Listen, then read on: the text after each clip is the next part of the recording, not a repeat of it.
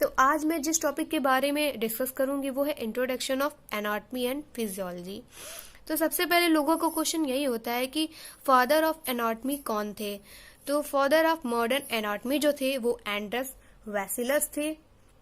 इसमें लोग कई बार घुमा घुमा के क्वेश्चन पूछते हैं कि who is the father of human anatomy, या सेकेंडली क्वेश्चन हो जाता है कि who is the founder of anatomy.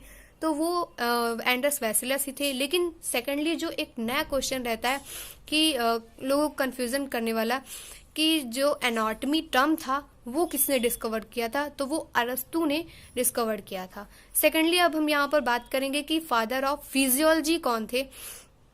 तो वो विलियम हार्वे थे। विलियम हार्वे ही ऐसे पहले फिजिशियन थे जिन्होंने रिकॉग्नाइज किया था ह्यूमन के फुल सर्कुलेशन को ब्लड में, और उन्होंने इस बात को प्रूव करने के लिए कई बार आर्गुमेंट्स भी किए, अपने एक्सपेरिमेंट्स भी किए, और उस आइडिया को सपोर्ट भी किया कि वो चीज मेरी प्रूफ हो।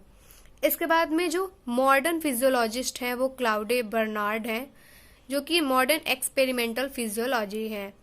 इसके बाद में हम सेकेंडली डिस्कस करेंगे definition of anatomy and physiology.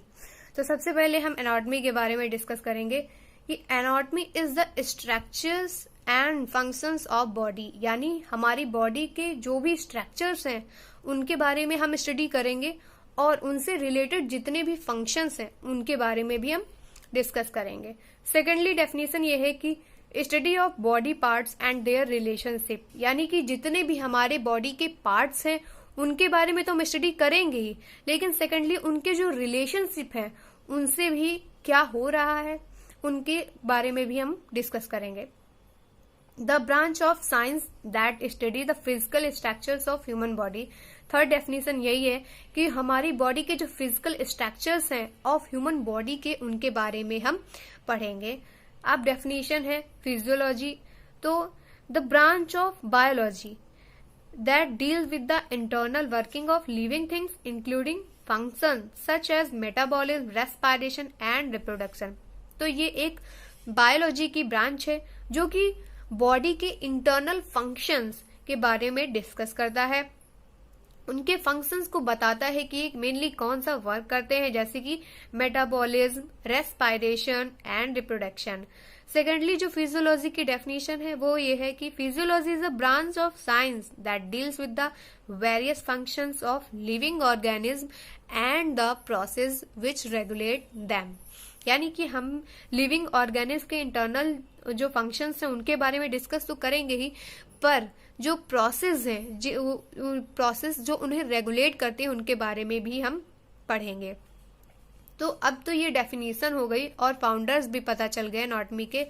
अब यहाँ पर स्ट्रक्चरल ऑर्गेनाइजेशन, यानी कि सेल का फॉर्मेशन कैसे हो रहा है, और सेल से ही पूरी बॉडी बनी हुई है, इसलिए सेल का ऑर्गेनाइजेशन कैसे हो रहा है ये हमें पता होना चाहिए। तो जितने भी मल्टी ऑर्गेनिज्म होते हैं, मल्टी ऑर्गेनिज्म ऑर्गेनाइज्ड होते हैं, वो डिफरेंट स्टेजेस में बने हुए रहते हैं, और उनका एंड भी जब होता है तो पूरा ऑर्गेनिज्म, यानी कि जो हमारी ग्रोथ डेवलपमेंट वो होती है वो सेल से होती है, और जब सेल का ग्रोथ और डेवलपमेंट होता है तब बॉडी की ग्रोथ डेवलपमेंट होती है, और जब सेल का डिस्ट्रक्शन चालू होता है तभी हमारी बॉडी की एंडिंग टाइम आती है। तो सबसे पहले जो सेल का जो ऑर्गेनाइजेशन है वो ये है कि मेनली जो यूनिट होती है, सबसे स्मॉलेस्ट यूनिट वो एटम होती है। सेकेंडली मॉलिक्यूल से फॉर्मेशन होता है, फिर सेल का फॉर्मेशन होता है। अब सेल का ग्रुप टिश्यू को बनाता है, देन ऑर्गन बनते हैं, और फिर ऑर्गन सिस्टम से ऑर्गेनिज्म बनता है, ऑर्गेनिज्म। इसके बाद में लेवल एंड स्ट्रक्चरल ऑर्गेनाइजेशन। अब लेवल क्या है ऑर्गेनाइजेशन के, तो सबसे पहला जो लेवल है वो केमिकल लेवल होता है, सेकेंडली लेवल जो रहता है वो सेलुलर लेवल रहता है, तीसरा जो लेवल है वो टिश्यू लेवल, और ऑर्गन लेवल चौथा रहता है, पांचवा ऑर्गन सिस्टम लेवल, और छठा जो रहता है वो ऑर्गेनिज्म लेवल रहता है। तो केमिकल लेवल क्या होता है, सबसे छोटी जो यूनिट होती है वो होती है सबसे छोटी यूनिट एटम होती है। अब एटम के बनने के बाद में जब दो या दो से ज्यादा एटम एक साथ में ज्वाइंट हो जाते हैं तब बनता है मॉलिक्यूल। अब मॉलिक्यूल के फॉर्मेशन से केमिकल लेवल पहला हो जाता है, देन सेलुलर लेवल होता है। सेलुलर लेवल में क्या होता है कि जो मॉलिक्यूल्स फॉर्म होते हैं वो सेल्स को बनाते हैं, और सेल्स हमारी बॉडी की बहुत ही स्ट्रक्चरल फंक्शनल यूनिट होती है ऑर्गेनिज्म की। सेल्स आपस में ज्वाइंट होके एक साथ में एक परफॉर्म करती हैं वर्क को, और वो बनाती हैं टिश्यूज को। ये हमारा तीसरा लेवल है। जो टिश्यूज होते हैं उनके 4 पार्ट्स होते हैं। पहला जो होता है वो epithelial tissue, secondly connective tissue, third जो होता है वो मस्कुलर टिश्यू होता है, और चौथा जो होता है वो नर्वस टिश्यू होता है। तो ये तीसरा लेवल था। जो टिश्यूज थे उसके बारे में हम बाद में डिस्कस करेंगे, पर यहाँ पे जानना जरूरी था कि टिश्यूज जो होते हैं वो बॉडी में बनते हैं और उनके पार्ट्स भी होते हैं, उनके नेम। इसके बाद में जो ये हमारा चौथा लेवल तो वो ये है कि टिश्यू जो होती हैं different type of tissue join together and form organ, यानी कि जो टिश्यूज होते हैं उनका वो अपना ग्रुप बनाते हैं और एक पर्टिकुलर फंक्शन को परफॉर्म करते हैं तो बनता है ऑर्गन। और ऑर्गन जो होते हैं वो अपने स्पेसिफिक रोल को परफॉर्म करते हैं। इसके बाद में हमारा सिस्टम लेवल आता है।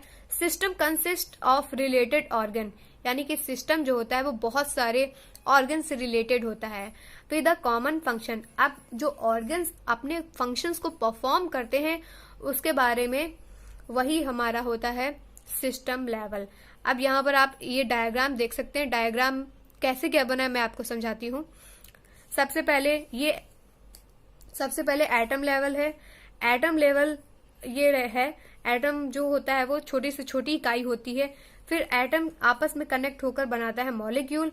दो एटम के कनेक्ट होने के बाद मॉलिक्यूल बनते हैं, और मॉलिक्यूल आपस में मॉलिक्यूल फिर सेल को बनाता है। सेल जो जाता है फिर सेल का ग्रुप टिश्यू को बनाता है। देन टिश्यूज जो होते हैं वो ऑर्गन को बनाते हैं, और ऑर्गन जो होता है वो सिस्टम लेवल को बनाता है। तो इस तरीके से ये था हमारा introduction of anatomy and physiology. उसके जितने भी लेवल थे वो अगली वीडियो में मैं इसके सब ब्रांचेस जो है उसके बारे में डिस्कस करूंगी और बॉडी कैविटीज के बारे में डिस्कस करूंगी। प्लीज अगर मेरा वीडियो ये आपको पसंद आया हो तो इसे लाइक करें, सब्सक्राइब करें और प्लीज शेयर जरूर करें। Thank you so much.